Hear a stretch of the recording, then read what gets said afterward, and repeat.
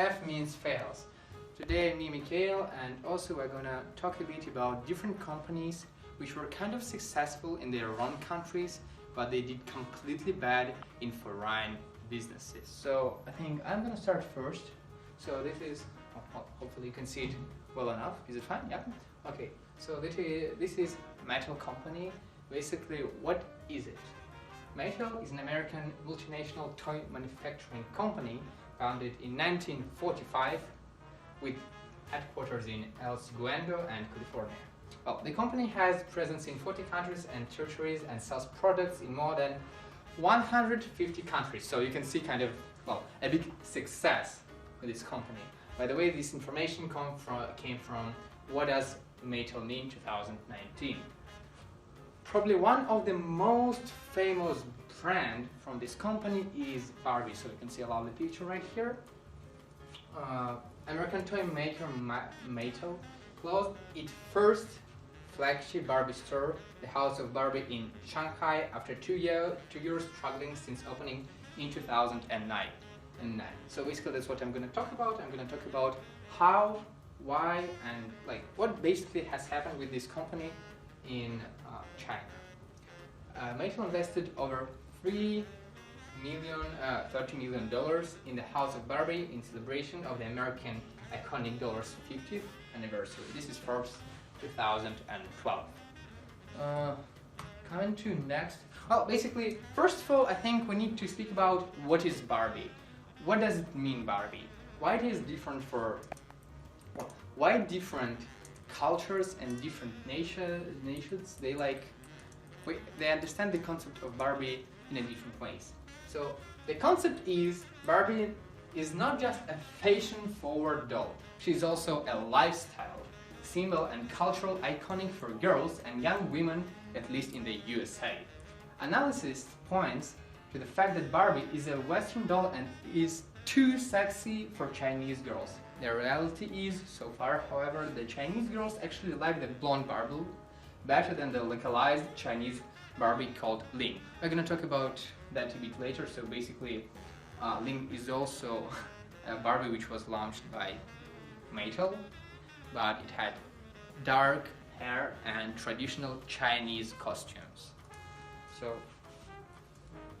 why fail? I've got 3 points which I'm going to discuss, and well, 3 main points which I decided to identify, which became the main reasons why Mattel failed in China. So first one, in my opinion, the first mistake Mattel did is a separation of the store in China before Barbie was established as a successful company. Well, the defining femininity of young girls in America is Barbie. Well, what I've mentioned before, this is like somehow a life model for the American little girls. The model has taken its own life for 50 years as Barbie has filled a variety of women's positions. This is Forbes 2003. Barbie is just a toy in China. So for Chinese girls or young women, she's not related to cultural significance. So basically, the consumers in China were not prepared to Barbie. Because if you would mention Barbie name somewhere in Europe or the USA, everyone would tell you that, okay, this is something common, this is something common, this is something what you know. But in China it was something completely new, and Barbie didn't mean anything. It was not a brand yet in China. So the second point, Mattel didn't grasp what young women and Chinese girls want. China has a somewhat different definition of femininity from the American definition. In China, feminine is more about sweet and soft than clever and powerful, more about affection, gentleness, and elegance than dazzling and fashion forward. Although, well, what I've mentioned before, Mattel has created a Chinese Barbie Ling with black hair who wears Chinese attire. Mattel failed to understand what Ling would represent to appeal to Chinese girls. Well, this is Forbes 2013, and coming to the next point. Well, the final point, and I think, well, sum up of the information, some kind of the result. Mattel tried to bring a 50-year-old name to a new audience, which have basically mentioned somewhere between point 1 and point 2, where Barbie was a stranger. Chinese customers were introduced the first time to the product. They're still not as sophisticated as their Western partners. This is basically they have, well, different views on different things, like for example what I've mentioned about understanding of humanity and what Barbie is for different customers from different countries. Overall, Mattel's biggest mistake... Yeah? That's fine, I will cut it. I won't cut it. You can just ask me. No, I'm just... Okay. Overall, Mattel's biggest mistake is thought that consumers all around the world are the same, and children from the USA and China would have the same understanding, which was developed within the history on the trans as femininity, and sexuality. To avoid the mistake, well, basically that was the main mistake. They thought that Chinese consumers are gonna understand, yeah, I think understand is a good word, understand Barbie in the way as the American consumers understand it, but they didn't. So that was basically the main reason to fail, because it was something completely different for Chinese consumers. But what could Mattel do to avoid this situation? So to avoid the mistake, Mattel had to realize that in different natures, people used to have different values. Somewhere people preferred appearance, somewhere the inner world. So basically, that I've mentioned before, that I can move back a bit, I think. Yeah. So that in one case about ladies and femininity, this is for European person, that's more about showing up, expressing yourself, and for Eastern side, it's more about what you have inside about your soul and about your, well, basically inner nature. Wanna come? You?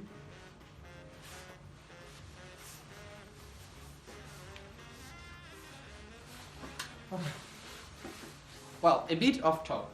So this is the Home Depot. Basically, they faced almost the same problem with do not understanding and with the lack of exploring the nature of the country, the nature of the business where they were trying to enter in. They also tried to enter the Chinese market, and I believe it was done in 2006. Well, they failed. What do we know about the Home Depot? This is something what you...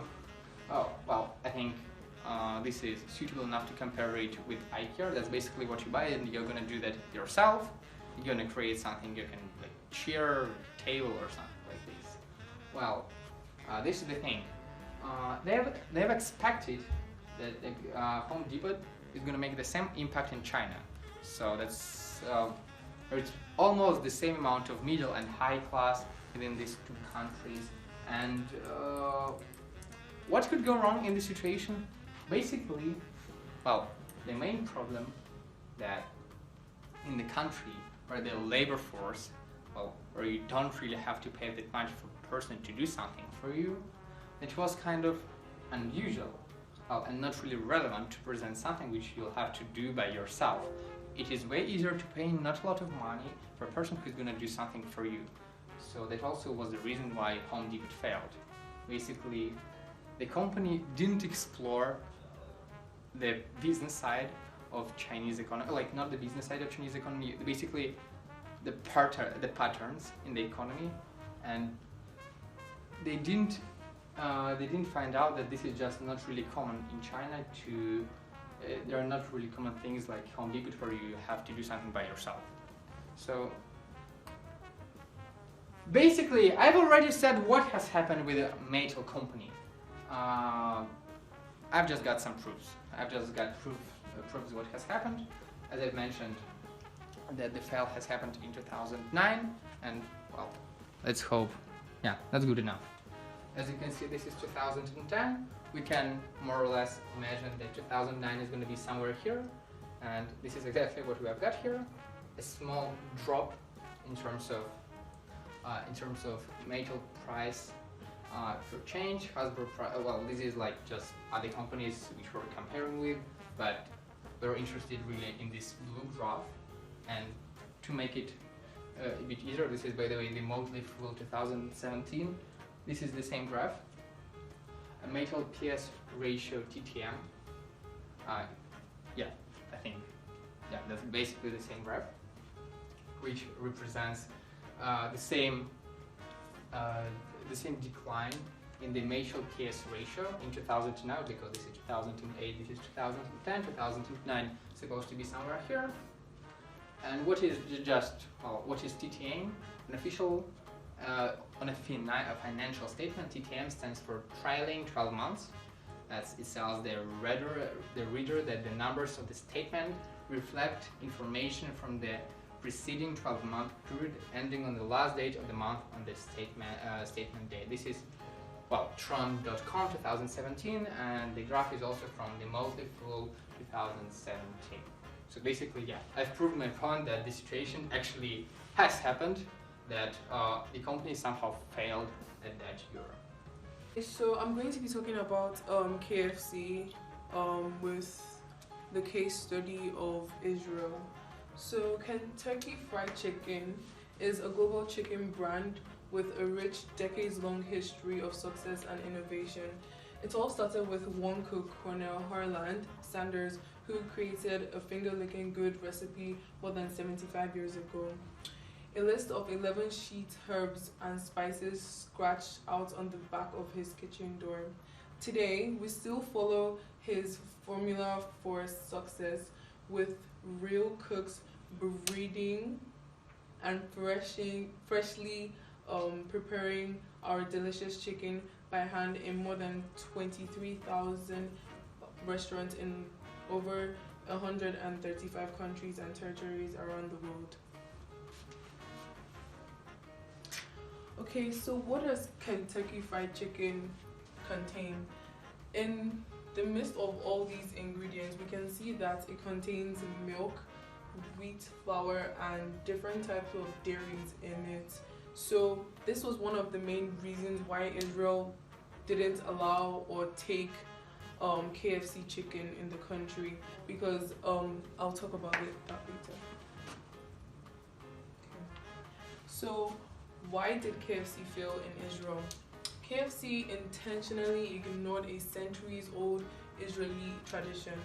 So in Israel has the highest number of devoted Jews in the world, and there are several dietary laws that Jews follow religiously. The food that is cooked keeping these regulations in mind is called kosher. Kosher food is similar to the halal food which is practiced in Islam. According to Exodus 35:26, the best of the first fruit of your ground you shall bring to the house of the Lord your God. You shall not boil a kid on its mother's milk.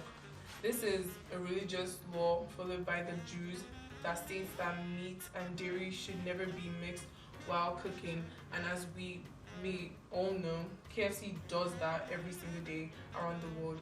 They even did this in Israel. So this was why the Israelis didn't accept their chicken and eat their chicken, and because of this, they weren't making enough profit in Israel. So that is one reason why KFC failed in Israel. Also, like I said, dairy is one of the key ingredients in KFC chicken, which is a big no-no in the eyes of the devoted Jews in Israel. Of course, not everyone eats kosher food in Israel, but Judaism is the macro culture there, and it does affect consumers' belief to a certain extent. So because of the religious belief of not eating dairy with meat, it affected the consumer wants for KFC. That is why they didn't, most of the people in KFC, most of the customers there didn't want the chicken because it was mixed with dairy, which goes against their laws. Okay, another reason why KFC failed in Israel was because non-dairy menu didn't tantalize the local taste buds. So as we all know, like I said before, Israel practiced the kosher um, way of life, meaning that they don't, like, they have specific things that they eat, and KFC try to fit themselves into this kosher lifestyle by replacing their milk powder with soy-based substitutes. And unfortunately for them, like, it didn't work out. So KFC realized that they needed to appeal to the Israeli customers in an attempt to be non-blasphemous. So in 2019, KFC went kosher and replaced the milk powder coating over its chickens with a soy-based substitute. However, this didn't work out perfectly in terms of taste. Also, the soy-based batter didn't stick to the chicken that well. So not only was the chicken not nice, it also didn't look appealing, like, physically. So them replacing the milk powder with the soy-based substitute was a good attempt to, like, appeal to the customers, but at the same time it didn't work out for them because that wasn't, like, their main idea. Like, KFC just didn't originate with the kosher plan. They always followed their milk powder coating plan, so it didn't work out for them when they tried to introduce something new in a short amount of time. So when they introduced the soy-based substitutes, it didn't work perfectly for them because the consumers to them the taste wasn't appealing, and, like, they didn't go there anymore, so it wasn't nice to them, and they had to. That's another reason why they failed in Israel. Yudi Shemai, the KFC franchise owner in Israel, said that the moment we switched to kosher, sales began to plunge and it was no longer economically viable. The product was less good, whereas things had gone fine with unkosher chicken. So here, a franchise owner in 2009, Yudi Shemai, said that things began to switch up when they introduced the kosher to the KFC menu. Obviously, the customers, like, wouldn't want to take other types of food in KFC because they had the milk powder in it to mix with meat. But when they introduced the kosher menu in attempt not to be blasphemous to their religion, it didn't work out well for them, and, like, they were losing in profits. So Yudi Shemai is, like, a witness for that because he was the franchise owner of KFC. Also, this proves that customers' first priority is their personal satisfaction. And even though KFC was trying to respect the local tradition, its product missed the mark because the consumers didn't like it, and, like, they had nothing else to do because that was the only way. Like, using the soy-based the soy-based substitute isn't the only way, but, like, they had, like, a short amount of time, so they had to think of something fast to appeal to the customers in Israel. So regardless of the fact that they were trying to appeal to their religion, they also failed because the end product wasn't nice. So that's another reason why KFC failed in Israel. The Israelis needed a really good reason to visit KFC, and this is the third reason why KFC failed in Israel. So chicken is a staple food in most Israeli households. This means that the customers needed a really good reason to go there to eat what they already have at home. So the customers basically thought that it didn't make sense, or they didn't think that it didn't make sense. They just wanted a better reason for them to go outside of their home to eat something nice. They wanted something that would wow them because they already have chicken at home. So what's the point of wasting their time, leaving their home, the comfort of their home, to go to somewhere else? It is very true that KFC indeed has a unique taste and flavor, but as mentioned before, their kosher menu affected the taste of the food significantly. So why would someone like why would someone eat average tasting chicken at KFC when they could have a better tasting, cheaper version at home? So the KFC, the Israelis needing a really good reason to visit KFC wasn't like really valid because the kosher menu really affected like the consumer taste and everything. So they didn't want to waste their time going to a place where they serve like average tasting chicken when they could get their own chicken by themselves and make it at home with their own taste and everything.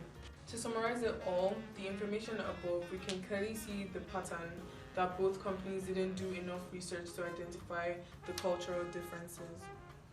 So first of all, this is the slide we're going to try to explain basically and compare the mistakes which these companies did and why they are somehow similar. So first of all, Mattel's mistakes, one of them is establishing stores before completing marketing company, well, and basically preparing new consumers for the product. And the second mistake, and like last but not the least, they didn't realize and explore the differences in the cultures. While from the KFC side, okay, so I'm going to be identifying two main mistakes that KFC made while producing chicken in Israel. KFC introduced their original chicken to the Israelis, giving them the mindset of comparing the original chicken to the kosher chicken that they made. This was a big mistake because they gave the consumers the like idea of comparing their original chicken, which is nice, to the kosher chicken which they already have. So the consumers like thought it like made it made the consumers feel like they were blasphemous and everything. So they weren't able to get like a full view of what KFC was trying to portray. And also KFC didn't have a plan for places like Israel, and because of this they were not making profit. So what KFC was originally meant to do was to have a plan for places where they don't accept, or places where they have specific religious beliefs like Israel, and have like a meal plan for them rather than introducing your branch in a place where they don't accept specific things. well, basically what we have got here, we have two big enough companies, and both of them were successful back home. Both of them tried to open new branches in different countries. One of them in China, the other one in Israel. Both of them depreciate the value of understanding the culture of the country. So in one case, basically in both cases, customers were just not prepared.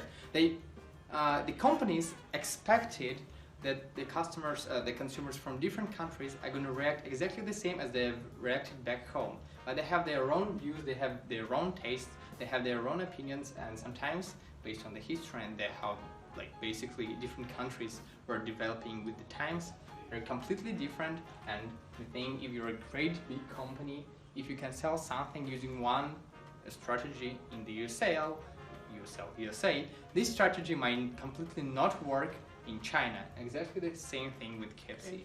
So what both of them lacked was like a big plan for different places where they have different beliefs and different tastes. So if like both of them had like a plan for the places like China and Israel, they will make more profits because, like, as you can see, both of them failed. Basically just normal research in terms of what people like in these countries and what do they expect from like foreign companies like this.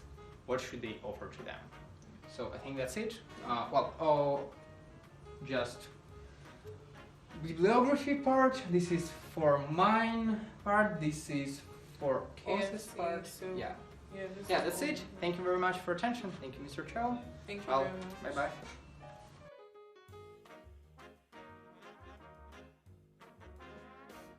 Yeah, you may start. This is your slide. Oh, that's true. Well, That was so awkward. yeah, this was awkward. Wait, stop.